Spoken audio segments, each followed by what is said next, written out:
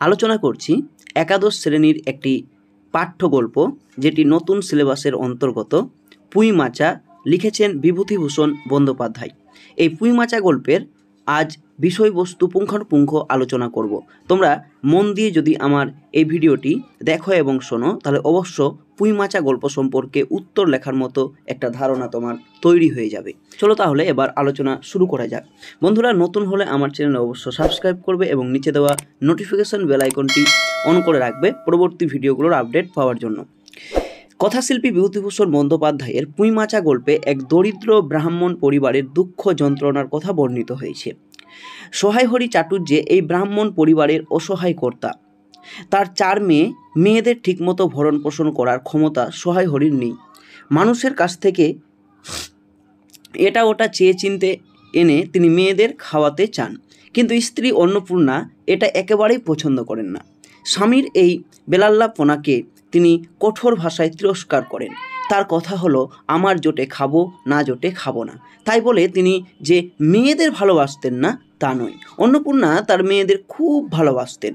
পুজো পার্বণে সময় যে করেই হোক তিনি মেয়েদের সাধ্যমতো খাওয়ানোর চেষ্টা করতেন বা কেনাকাটা করে দিতেন। কোন মেয়ে কী খেতে ভালোবাসে তা তিনি জানতেন, সেই মতো জোগাড়েরও চেষ্টা চালাতেন তিনি, অর্থাৎ অন্নপূর্ণা। এ ব্যাপারে তার চেষ্টার কোনো কার্পণ্য অর্থাৎ ফাঁকি কখনো দেখা যায়নি। এক্ষেত্রে সহাহরি ছিলেন একটু ভিন্ন প্রকৃতির। দায়িত্ব জ্ঞানহীন এই ব্রাহ্মণ লজ্জা শরমের মাথা খেয়ে চেয়ে না চেয়ে ওপরের জিনিস বাড়িতে নিয়ে আসতেন। তার পিতৃবাৎসল্য এতই প্রবল ছিল যে স্ত্রীর তিরস্কারেও তিনি অবদমিত হতেন না। সহায় হরির আরেকটি অভ্যাস ছিল মাছ ধরার। এক্ষেত্রে তিনি প্রচণ্ড উৎসাহী ছিলেন। এসব কাজে ডুবে থাকতে গিয়ে বড় মেয়ে খেন্তির বিয়ের বয়স যে উত্তীর্ণ হতে চলেছে এ ব্যাপারে তার খেয়াল থাকতো না। এ নিয়ে স্ত্রী অন্নপূর্ণা তাকে ভৎসনা করতে ছাড়তেন না। অভাবের সংসারে দুঃখ কষ্ট যন্ত্রণা যেন লেগেই থাকতো। খেন্তির একবার বিয়ের সম্বন্ধ স্থির হয়েও ভেঙে গিয়েছিল। এ নিয়েও সামাজিক যন্ত্রণার অন্ত ছিল না।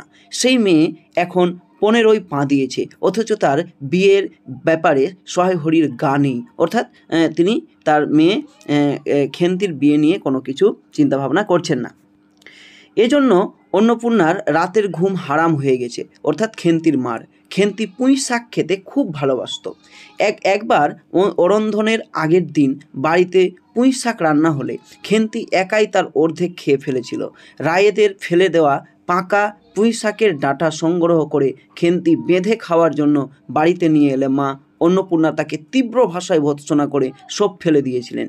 পরে সেই শাকেরই কিছু অংশ রান্না হলে খেন্তি পরম তৃপ্তি সহকারে তা গোলার্ধকরণ করেছিলেন, অর্থাৎ খেয়েছিলেন। পছন্দসই খাবার পেলে খেন্তি খুব খেতে পারত। পরের অংশ, একসাথে 18-19টা পিঠে সে সাবার করে দিত, অর্থাৎ খেয়ে নিত। এ নিয়ে সংসারে কখনো কোনো কথা উঠতো না। কোন প্রকার সংকোচ না করে সে মায়ের কাছ থেকে নারকেল কোড়া চেয়ে নিয়ে গোগ্রাসে গিলত। রায়েদের ক্ষেত থেকে পাকা পুঁই শাক এনে মায়ের গালাগাল খাওয়ার পর খেন্তি কোথা থেকে একটা কুড়িয়ে পাওয়া পুঁই চারা নিয়ে এসে উঠোনের এক পাশে পুঁতে দেই। প্রতিদিন জল ঢেলে ঢেলে সে চারাটাকে বাঁচিয়ে তোলে। বাঁশের কঞ্চি দিয়ে তার জন্য একটা মাচাও তৈরি করে খেন্তি। কিন্তু এই পুঁই শাক খাওয়ার যোগ্য হওয়ার পূর্বেই খেন্তির বিয়ে হয়ে যায়। পাত্রটি ছিল 40-এর অর্ধ, মানে খেন্তির বয়স 14-15, আর যিনার সাথে বিয়ে হয়েছে তিনার বয়স হচ্ছে 40-এরও অর্ধ, অর্থাৎ 40-এরও বেশি। এটা কিন্তু আগের যেরকম আগে বাচ্চাদের অল্প বয়সে বিয়ে হয়ে যেত, বাল্যবিবাহ, এরই একটা উদাহরণ আমরা এই গল্পে পেলাম। পরের পারা দেখো, 15 টাকা বাকি থাকার কারণে খেন্তিকে আর বাপের বাড়িতে আসতে দেওয়া হয়নি, অর্থাৎ পণ প্রথা।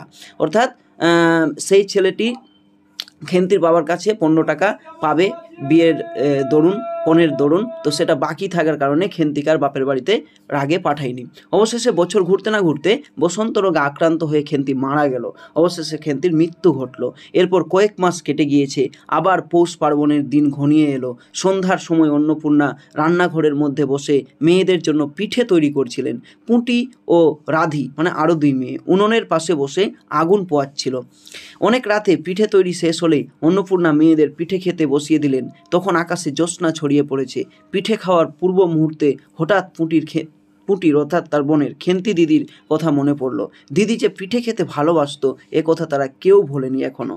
পুটি বলে উঠল দিদি বড় ভালোবাসতো। সকলেই কিছুক্ষণ নির্বাক হয়ে বসে রইল। তারপর তাদের সকলের দৃষ্টি একসাথে কেমন করে উঠোনের এক কোণে সেই পুঁই মাচাটির উপর গিয়ে পড়লো, অর্থাৎ যেখানে যে জায়গাটায় খেন্তি কী করেছিল, পুঁই সেই চারাটি পুঁতেছিল এবং সেটা এখন ঘুরে তার পরের বছর বড় হয়েছে এবং মাচা পুরো ভরে গেছে পুঁই শাকে। সেটার দিকে দিদির সেই স্মৃতির দিকে সবাই চোখ রাখলো। পুঁই মাচাটি বাড়ির সেই পুঁইলোভী মেয়েটির স্মৃতি পাতায় পাতায় শিরায় শিরায় জড়িয়ে কেমন ভরপুর হয়ে আছে। বর্ষার জল ও কার্তিকের শিশির গায়ে নিয়ে কচি কচি সবুজ ডগাগুলো মাচা ছাড়িয়ে বাইরে ছড়িয়ে পড়েছে। কিন্তু এর রচিয়তা, অর্থাৎ এটা যে লাগিয়েছে খেন্তির কথা বলা হচ্ছে, আজ বেঁচে নেই, তাই যেন এতে কেউ হাতও দেয়নি, অর্থাৎ স্মৃতিরূপে সেটা রেখে দিয়েছে তাদের বাড়ির লোকেরা। পুঁই মাচা গল্পে এক সহজ সরল গ্রাম্য বালিকার পুঁই প্রীতি, অর্থাৎ পুঁই গাছের প্রতি, পুঁই শাকের প্রতি যে ভালোবাসা, অন্তরালে এক দরিদ্র ব্রাহ্মণ দম্পতির সন্তান বাৎসল্যের প্রাবল্যের চিত্র অঙ্কিত হয়েছে। সহায় হরি তার সন্তানদের মনোতুষ্টির জন্য এমন কোনো কাজ নেই যা করতে পারতেন না।